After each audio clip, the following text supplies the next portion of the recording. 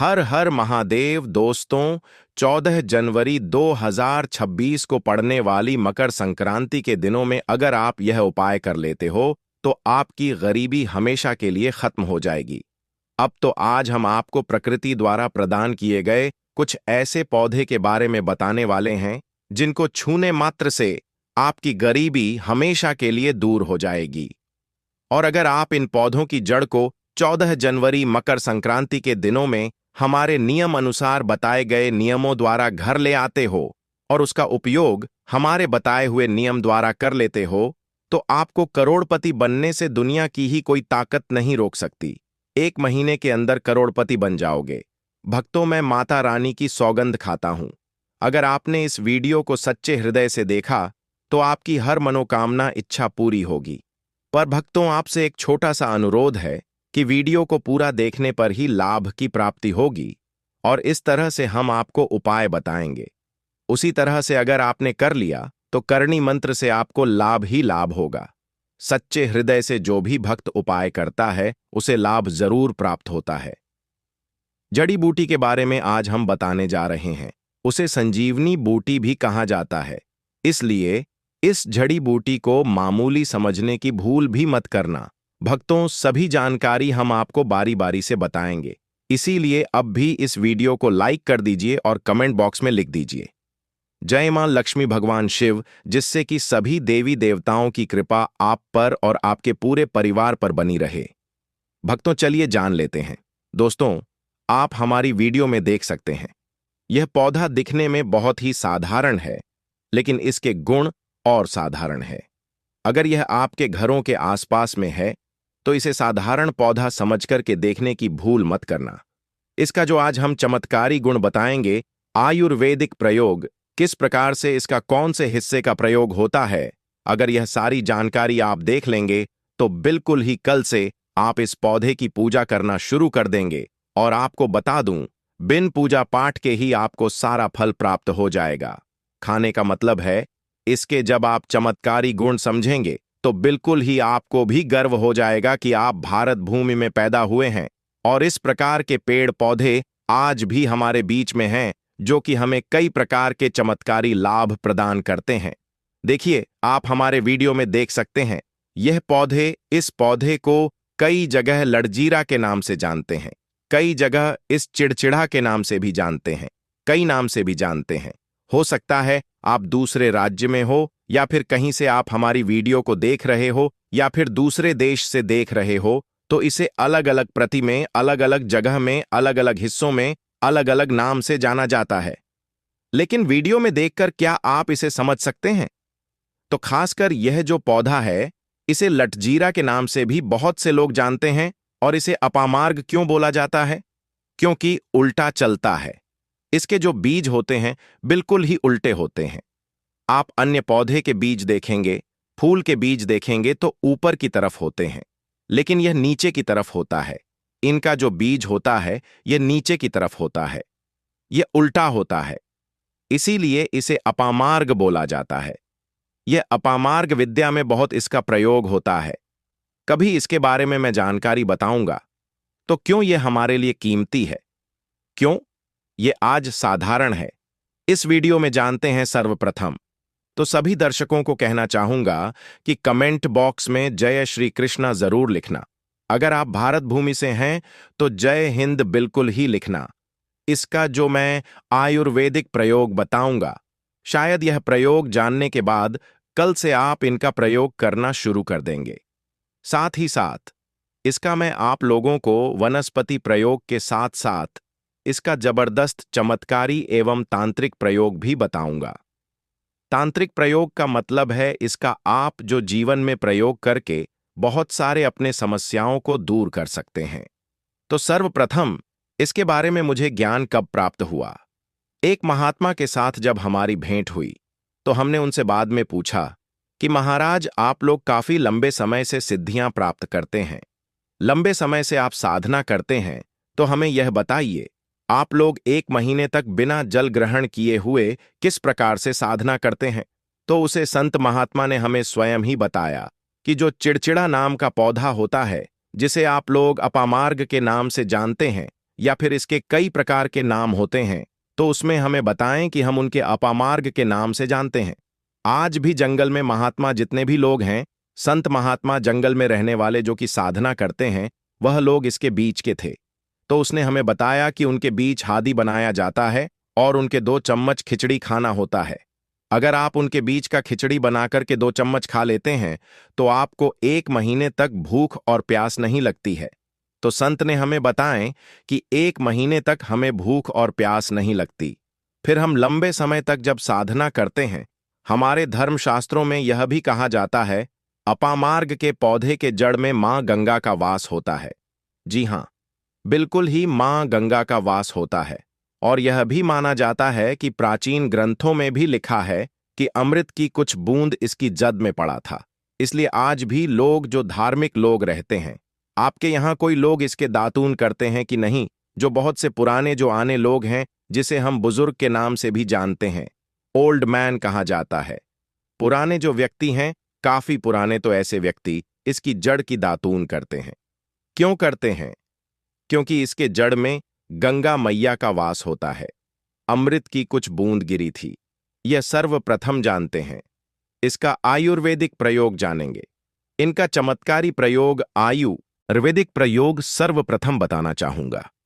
अगर इसकी जड़ का दातुन किया जाए, जिससे लंबे समय से दांतों में पायरियां है, दांतों में दर्द बना रहता है, किसी कारणवश डॉक्टरी इलाज नहीं कर पा रहे या फिर डॉक्टरी दवा खा रहे हैं, फिर भी दांतों में दर्द बना हुआ है, ठीक नहीं होता है, तो केवल इसके दातून करने मात्र से दांतों में जितने भी कीड़े हैं, बैक्टीरिया है, जिसके कारण आपके दांतों में दर्द बना रहता है, वह दर्द इसके दातून करने से केवल 15 दिनों तक उनकी आपको रेगुलर दातून करना है। 2 से 3 दिनों में इसके रिजल्ट मिल जाएंगे। दांतों के दर्द समाप्त हो जाएंगे तो उसके दांतों के पीलापन को भी जड़ से समाप्त करते हैं। जिनके दांतों में पीलापन है, लोग जिनका मजाक उड़ाते हैं, जिनके खुद के ही परिवार के लोग बेइज्जती कर देते हैं, बेइज्जती का जिन लोगों को सामना करना पड़े, जिनके दांत काफी पीले हैं, गंदे हैं, ऐसे व्यक्ति को भी इसे दातून जरूर करना चाहिए। इससे दातून करने के बाद हमारे दांतों में चमक आ जाती है, हमारे दांत वाइट बन जाते हैं, एकदम क्लीन हो जाते हैं। यह तो हुआ प्रयोग। अब जानते हैं, वास्तुशास्त्र ज्योतिष चैनल आपको कभी गलत जानकारी नहीं देगा। किस प्रकार से यह प्रयोग हमने कई लोगों को हम खुद कर चुके हैं, इसलिए हम प्रमाणित प्रयोग बता रहे हैं। तो जिनके प्रसव होने में विलंब हो रही है, बहुत सारी ऐसी माताएं बहनें होती हैं ग्रामीण इलाकों में, शहरी इलाकों में, जिन्हें प्रसव के समय में काफी पीड़ा होती है, जो लोग चाहते हैं डॉक्टर के जरिए से चीड़ फाड़ ना हो, क्योंकि चीर फाड़ के चक्कर में काफी होती है, बाद में आगे चल कर के अपने जैसे टांके लग पाए, किट फाड़ कर करके बच्चा बाहर निकल पाया, तो उससे काफी हमें बाद में दिक्कतों का सामना करना पड़ता है। आप चाहते हैं कि आपका जो डिलीवरी सुविधापूर्वक हो जाए, अर्थात आपके प्रसव हो जाए। किसी भी प्रकार की जो जड़ होती है, इससे आपको सर्वप्रथम 2-4 आपको चावल के दाने ले लेना है, और इसकी जड़ है, इसमें आपको डालना है थोड़ा सा। इसकी जड़ में आपको अपनी का, और जड़ को ले जाते समय आपको प्रार्थना करना है कि हे महाराज, मैं आपको इस कार्य के लिए ले जा रहा हूं कि मैं किसी महिला के लिए गर्भ से जो बच्चे हों तत्काल बाहर निकल, इसलिए मैं आपको ले जा, इस प्रकार से प्रार्थना करना है। और इसे लाल कलर के कपड़े में बांध करके जो प्रसूता स्त्री है, जिसके कहा जाए बच्चे गर्भ से बाहर नहीं, उन्हें पहना देना है। बिल्कुल ही उनके 10 से 15 मिनट के भीतर में जैसे ही इन्हें पहनाएंगे, इसे लाल कलर के कपड़े में बांध करके पहनना होता है। तत्काल गर्भनाल से बाहर आ जाएंगे, बच्चे बाहर आ जाते हैं। इसके बाद तत्काल इसकी जड़ को निकाल देना होता है, कमर में बंधी तत्काल निकाल देना है, अन्यथा यह क्या करता है, गर्भनाल को भी बाहर निकल सकता है। तो यह प्रसव में जो विलंब होती है, जिनके बच्चे गर्भ से बाहर नहीं आते हैं, इसमें संध्या नहीं, हमने बहुत से लोगों को यह प्रयोग करके देख चुके हैं। इसके बाद जानते हैं इसका कुछ और आयुर्वेदिक प्रयोग। उसके बाद इसके चमत्कारी प्रयोग बताना शुरू करूंगा। आप चमत्कारी प्रयोग कैसे, इसमें इसके अंदर में बहुत चमत्कारी गुण भरे हुए हैं। आयुर्वेदिक प्रयोग में बताना चाहूंगा, जिनके दांत दर्द हो रही, बहुत से लोग ऐसे हैं जिनको सर का दर्द होता है, तो सर के दर्द बालों को बताना चाहूंगा। दांत के दर्द बताया। दांत के दर्द को ठीक करने के बाद आपके अपामार्ग को जलाकर के बस भी बना सकते हैं और उनकी भस्म बनाने के बाद जहां पर दर्द होता है। दोस्तों, वास्तुशास्त्र ज्योतिष का संकल्प है सही जानकारी पहुंचाना। दोस्तों, मेरी एक बात पर और आप गौर करना। दोस्तों, वास्तुशास्त्र ज्योतिष चैनल मात्र एक चैनल नहीं है, बल्कि यह हिंदू धर्म का एक ऐसा मैसेज प्रचारक बनाना चाहता हूं जो कि हिंदू धर्म पूरे भारत नहीं बल्कि पूरे विश्व में जाना जाए। तो दोस्तों, इसलिए इस चैनल को सब्सक्राइब आपको जरूर करना है और अपने मित्रों के साथ यह वीडियो को शेयर करना है, जिससे कि मैं हिंदू धर्म को बहुत आगे तक ले जा सकूं। तो मुझे बस आप लोगों का सहयोग चाहिए, और आप अगर यह उपाय कर लेती हो तो यकीनन आप पर मां लक्ष्मी और आपको अमीर बनने से कोई नहीं रोक सकता। बस आप इन पेड़ों की जड़ में से किसी भी एक जड़ को ले आना। अगर आपको फायदा ना मिले तो आप मेरे चैनल को चाहे भला एंड सब्सक्राइब भी कर सकते हो। पर दोस्तों, यह उपाय जिस तरह से मैंने बताया गया है उसी तरह से ही उसे उपाय को बस एक बार कर लेना। वहां पर इसकी भस्म को लगाइए। बिल्कुल यह दर्द को ठीक करता है, क्योंकि इसके अंदर में ऐसी चमत्कारी शक्तियां पाई जाती हैं जो कि किसी भी प्रकार का सिर दर्द हो, डिप्रेशन के कारण आ रहा हो, अनिद्रा के कारण आ रहा हो, या फिर पागलपन के कारण, बहुत सारे ऐसे कारण होते हैं, या फिर गर्मी के कारण आ रहा होल गने के कारण किसी भी प्रकार का सिर दर्द हो, उसमें रामबाण की तरह ही यह काम करता है।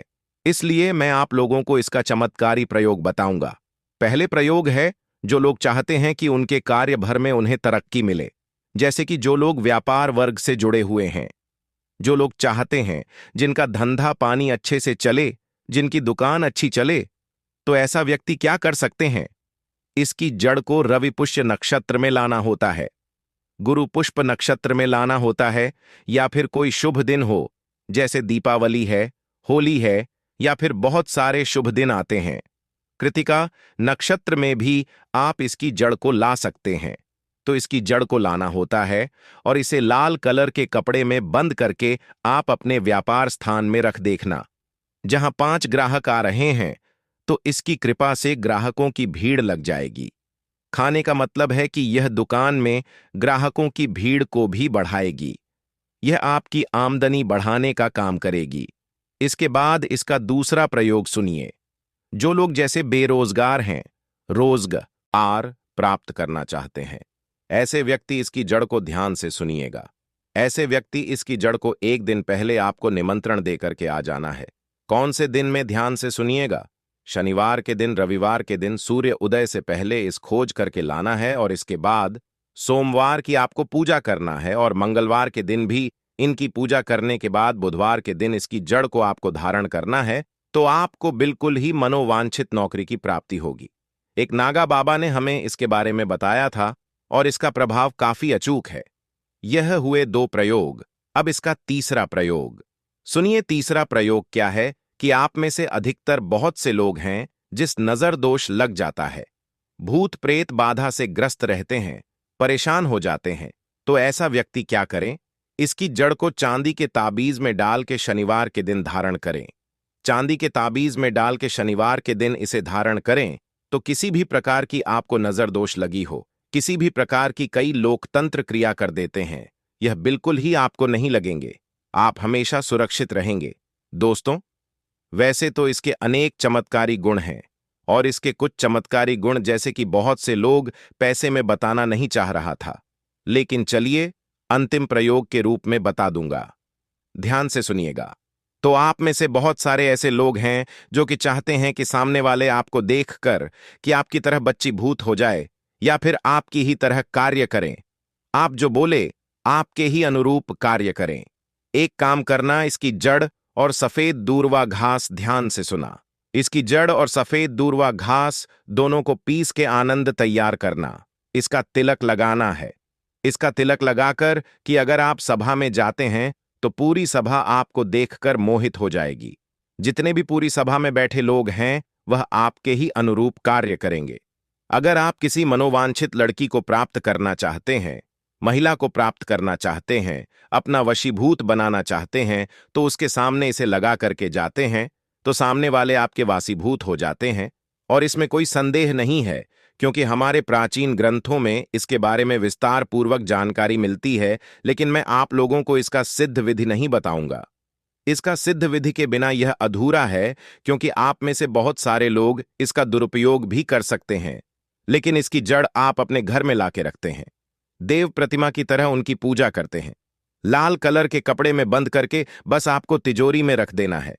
आपको देखना आपके शत्रु सोता ही। दोस्तों, वास्तुशास्त्र ज्योतिष चैनल को सब्सक्राइब जरूर करें और हिंदू धर्म की ऐसी ही बातें जानने के लिए इस चैनल को अपने दोस्तों के साथ शेयर करें, जिससे मैं वास्तुशास्त्र ज्योतिष के माध्यम से अपने हर एक हिंदू भाई को इस चैनल पर जोड़ सकूं। कौन सी खरीद करके लाना है? घर में तोते का चित्र, तोता का चित्र क्यों खरीद कर लाना चाहिए? इसके पीछे भी एक कारण बताना चाहूंगा। इसमें वास होता है। ऐसा माना जाता है आपके घर में अगर छोटे बच्चे हैं, या फिर अगर आप यूपीएस एसएससी की तैयारी करते हैं, कोई अच्छी जॉब के लिए तैयारी करते हैं और आपका पढ़ने में मन नहीं लगता है, या फिर आपको नींद आने लग जाती है, या फिर बीच बीच में कोई परेशानी आ जाती है, या फिर आपके घर में जो छोटे छोटे बच्चे हैं जिनका पढ़ाई में मन नहीं लगता है, तो तोते का चित्र लाइए और घर की उत्तर दिशा में आप तोते की तस्वीर को बिल्कुल ही वहां पर लगा दीजिए। ऐसा माना जाता है कि उत्तर दिशा में अगर आप मकर संक्रांति के दिन तोते की तस्वीर घर में लगा लेते हैं, तो आपके घर में जो पढ़ने वाले बच्चे हैं उनका मन लगता है, घर में आपसी प्रेम बढ़ने लग जाता है। सभी लोगों की जो आयु होती है वह लंबी हो जाती है, सौभाग्य की प्राप्ति होती है, और तोते को दरिद्रता का नाश कहा जाता है। आपके घर में बीमारी है, दर्द देता है, अर्थात आपके घर में जो गरीबी है उसको यह नाश करने वाला कहा गया है। वास्तुशास्त्र में तोते को बहुत ही उत्तम पक्षी कहा गया है। जिस स्थान पर तोता का चित्र रखा जाता है उस स्थान पर कभी भी दरिद्रता का वास नहीं होता है। तोते की तस्वीर जरूर लाइए। दोस्तों, आपसे एक बात और कहना चाहूंगा कि आप अपनी राशि को हमारे कमेंट बॉक्स में जरूर शेयर करें हमारे साथ, क्योंकि हम आपकी राशि से जुड़े कुछ ऐसे उपाय भी बताते हैं जिनसे आपको धन की प्राप्ति हो और कुछ विशेष रूप से आप पर कृपा हो। या फिर आप यह समझ सकते हैं कि आपको हम कुछ ऐसे उपाय भी बताते हैं एवं तांत्रिक उपाय भी बताते हैं जिनसे आपको लाभ की प्राप्ति हो, और आपको कोई भी समस्या हो तो भी आप हमारे कमेंट बॉक्स में हमें बता सकते हैं। सच्चे हृदय से कमेंट बॉक्स में लिखना ना भूलें। जय मां लक्ष्मी। ध्यान से सुनना। हिंदू धर्म में शंख को बहुत ही पवित्र माना जाता है। अब ऐसा क्यों माना जाता है?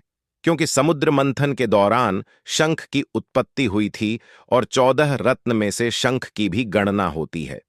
शंख भगवान विष्णु जी ने स्वयं धारण किया हुआ है, और ऐसा माना जाता है कि जो शंख है इसमें माता लक्ष्मी का वास होता है। जिस घर में शंख होता है, जिस घर में शंख को बजाया जाता है, उस घर का वातावरण पवित्र हो जाता है।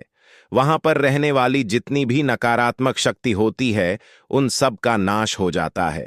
शंख नकारात्मक शक्ति को उल्टा सकारात्मक में बदल देता है। इसमें आपका फायदा ही फायदा होता है।